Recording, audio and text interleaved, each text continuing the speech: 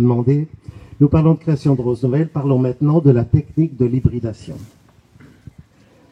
Pour créer de nouvelles variétés de roses et obtenir des rosiers qui répondront à tous les critères de sélection, il est indispensable de choisir des géniteurs de qualité.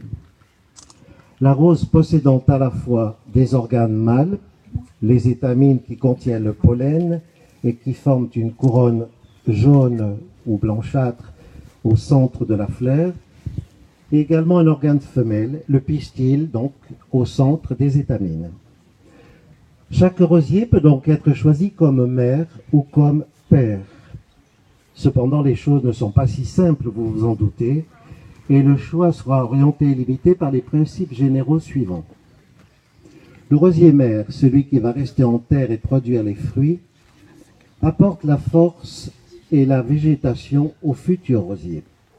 On va donc le choisir vigoureux et résistant aux maladies.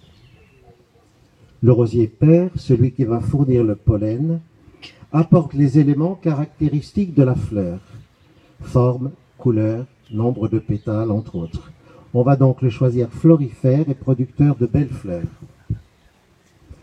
Dès l'apparition des premières roses, fin mai, courant juin, c'est-à-dire en ce moment, nous allons sur le rosier père cueillir les boutons bien formés et enlever les pétales. Au bout de quelques jours et sous l'effet de la chaleur, les étamines vont libérer le pollen que nous allons recueillir. Sur le rosier mère, nous allons enlever les pétales des boutons les plus vigoureux ainsi que les étamines pour éviter l'autofécondation. Le pistil ainsi dégagé sera recouvert d'un sachet pour le préserver des insectes. Cette opération se fait par temps chaud le matin, en juin-juillet. En fin de journée, le pistil devenu visqueux est prêt à recevoir le pollen que l'on applique au pinceau.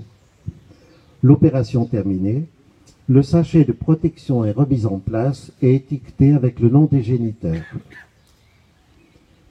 Le réceptacle contenant les ovules va peu à peu se mettre à gonfler pour former les cynorhodons qui abriteront les fruits du rosier.